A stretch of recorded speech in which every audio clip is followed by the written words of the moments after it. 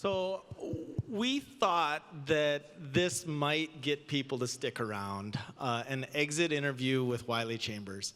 And indeed it has, given the number of people in the audience. So we get 15 minutes to talk together. To his credit, I said, would you like to see some of the questions I'm going to ask? He says, I don't need to. So we'll see if he regrets that decision or not. But we're really happy to have you here, Wiley, and I'll just start by saying thank you for decades of dedication to this. So I'd like to start with... Thank you very much. Yeah.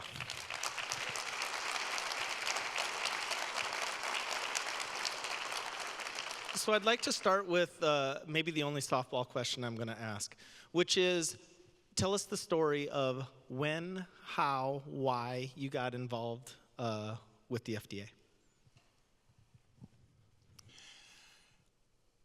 I was going to go join my father in practice. For those of you who don't know, my father practiced ophthalmology for 20 plus years in Connecticut. And as I went through medical school and ruled out everything else and was left with ophthalmology, I was going to go join him in practice. A month or so before I was about to go join him in practice, the previous ophthalmologist that was at the FDA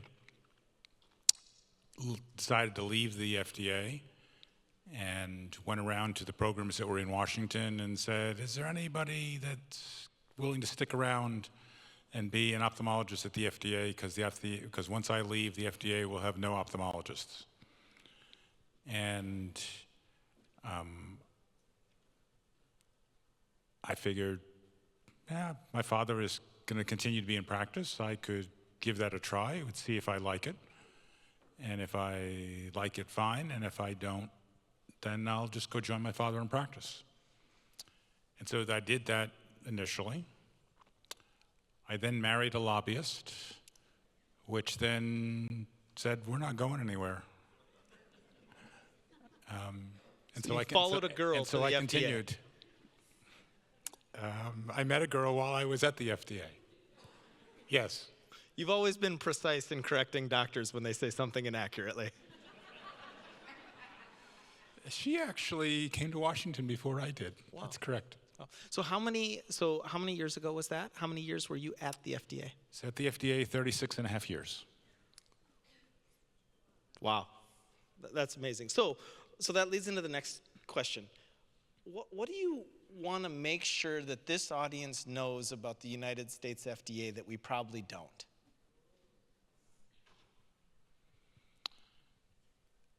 I don't know that there's anything that you don't know. I mean, the FDA, to many people, is a black box.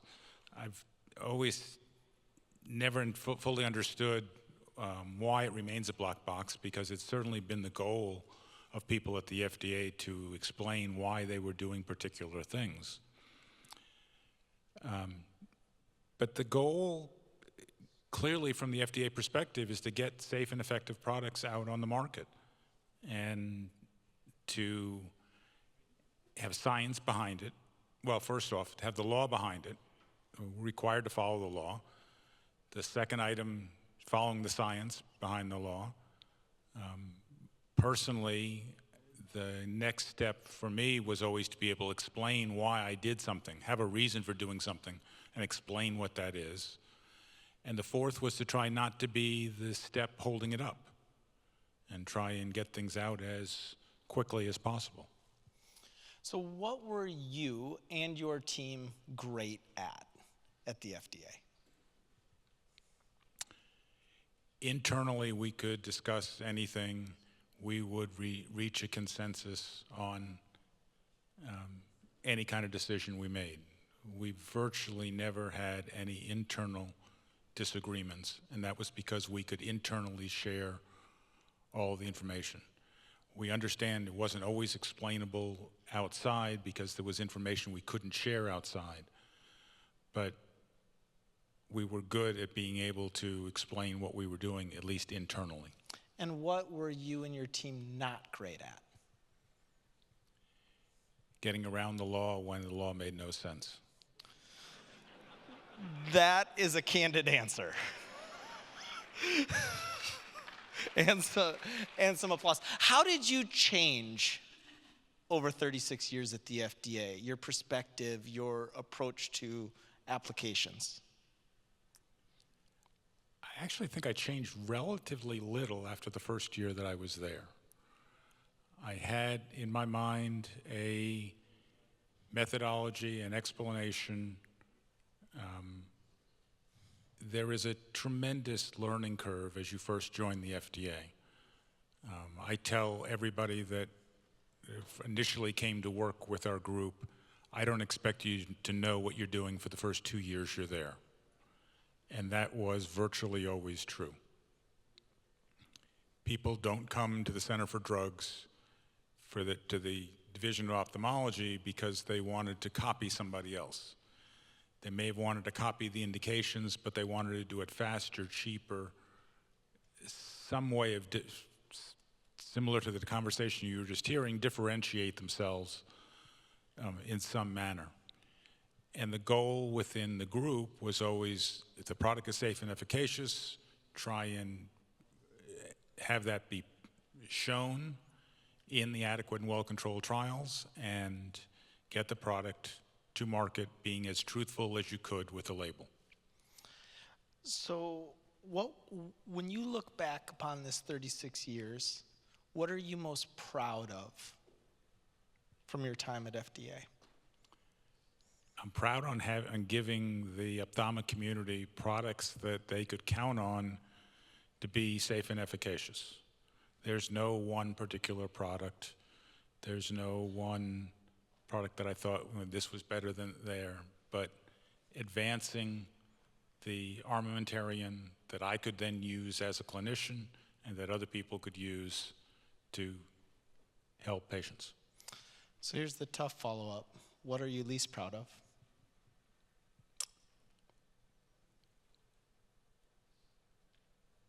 I'm least proud of not being able to have something. I'm going to go back to the aspects of the law. There are some aspects to the law that I don't think make scientific sense, and I was never able to influence those.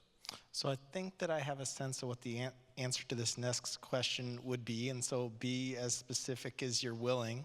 If you could wave a wand, what would you change? And I'll give the first answer, which is some laws that didn't make sense. So the follow-up part to the question that you just answered, what is that?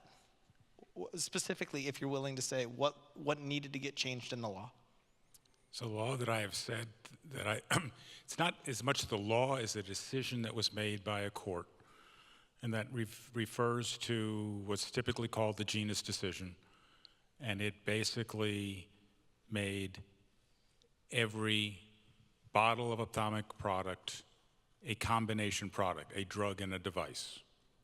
And I thought the extra regulation that goes on with being a device was unnecessary, is unnecessary. And I think it adds additional requirements, meaning additional costs, ultimately to the companies, ultimately to the patients, for something that doesn't have extra value. Does this have a shot at getting changed? It's a matter of whether Congress decides to tell the courts that's not what we meant. So for those of you that don't know some of what I'm talking about, basically there was a regulation in place for over 40 years that said the bottle that an ophthalmic product comes in will be regulated as a drug if it goes across state lines with that particular drug. So they was regulated as one unit as a drug. And that's what the court said, no, FDA, you have been interpreting that wrong. Congress wrote legislation to allow for combination products, and you should be treating this as a combination. And that's not the way it had been done for the 40 years before. I did not see the problems with it before. I don't see the reason why you would go and change that. Why did that lawsuit come in front of the courts in the first place? Some competitor trying to stop somebody else from getting there? The lawsuit had nothing to do with ophthalmics. The lawsuit was the Genus Corporation marketing a contrast agent that they believed was not a drug. And the FDA had said, you are marketing a product without an application, you need to come in with a new drug application. The company said, no, we're not a drug, we don't need to have a new drug application. That decision, that part of the decision, Congress reversed. Congress wrote legislation that specifically said contrast agents are all drugs. And we're left with the hangover residuals, the vestigials of that law. But they didn't address the ophthalmic portion. Yeah. They just addressed what the original lawsuit was about.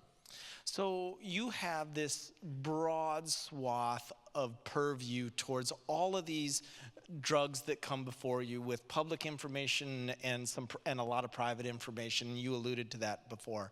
So how do you help guide a company knowing that you have way broader knowledge than they do?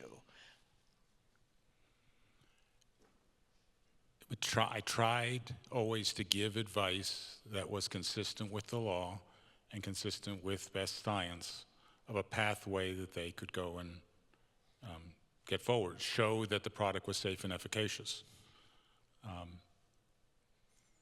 One of the frustrating parts of my job at the FDA was to not tell people when I had seen a particular molecule studied before and fail, I could not tell them, you're likely to go and fail. That all is considered confidential information. I wouldn't share it. And it's frustrating to see dollars wasted, at least my opinion, dollars wasted because somebody else is going to try essentially the same thing. Yeah, I think that makes a lot of sense. And one of the things, you know, I've emailed you before and I get an email back in an hour, and one of the things that I'd like to just compliment you on for those that don't know is your willingness to answer a question directly and quickly to pretty much anybody that asks you. And I think that that is one of the things that has been a real help to young entrepreneurs that are trying to do things. How often does politics get in the way of science? Both internal politics at FDA, you alluded to that, but also external politics. External politics, at least for within ophthalmology, has never been a particular factor. The people would ask, oh, the administration's going to change, how is that going to change what you're doing? And it never had any impact on us. Presidential changes of administration? Did not ever have any impact on within our division. So what was the hardest part of your job?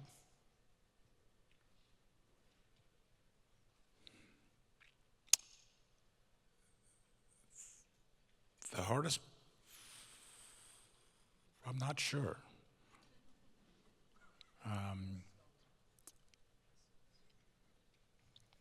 The job for me got easier as the years went by. I had handled most situations that would come to our division I had seen in some form before. And it's always easier to go and handle something when you've seen it twice, 3 times, 4 times, 100 times before.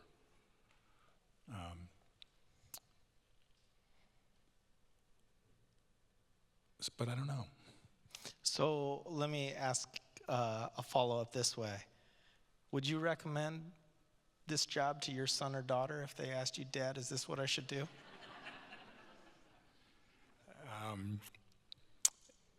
It certainly never came up from my perspective. For those of you that don't know my son or haven't seen the tie that I'm currently wearing, my son is a skateboarder. Less dangerous. Is a very good skateboarder and has no interest in doing medicine at all. He would like this environment. He is an entrepreneur in heart and has started a number of different companies, not in the field of medicine. But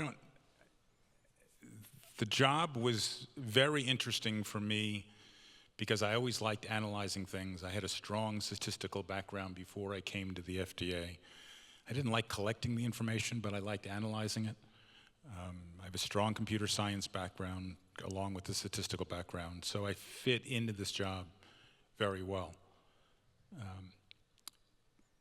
And it was interesting seeing what comes from science, in the science that's coming for the next several years is extremely interesting.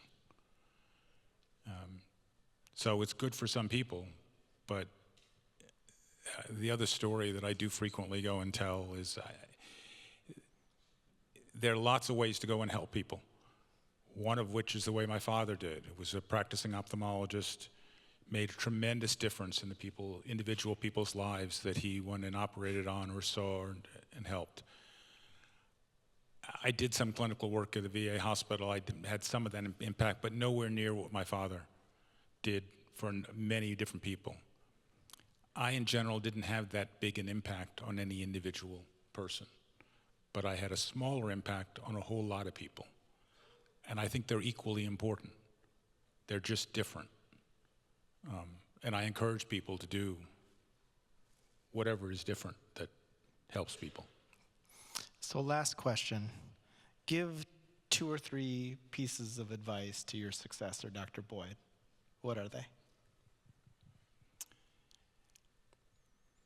I expect Dr. Boyd is the deputy division director. I expect he will become the division director, assuming he wants to do it. Dr. Boyd worked with me.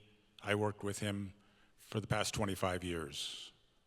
I am unaware of any scientific disagreement between Dr. Boyd and myself over the past 25 years. I expect things to continue exactly the same way as they have. I'm sure he, just as I currently miss the interaction that I had with, not just with Dr. Boyd, but with the rest of the ophthalmology team. I enjoyed interacting with that team. I was proud of the particular people that were part of that team, and could always count on having fruitful discussions about things.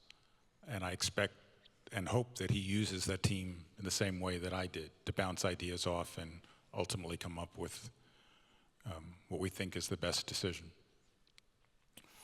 As I ask the rest of the panelists to make their way to the stage, I'd just like to say that 36 years of public service requires an enormous round of applause to dedicate that much of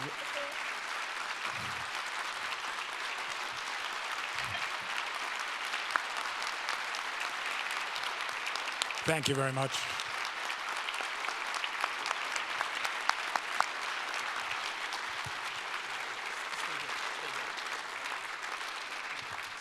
Okay, come on up, everybody. That was worth it.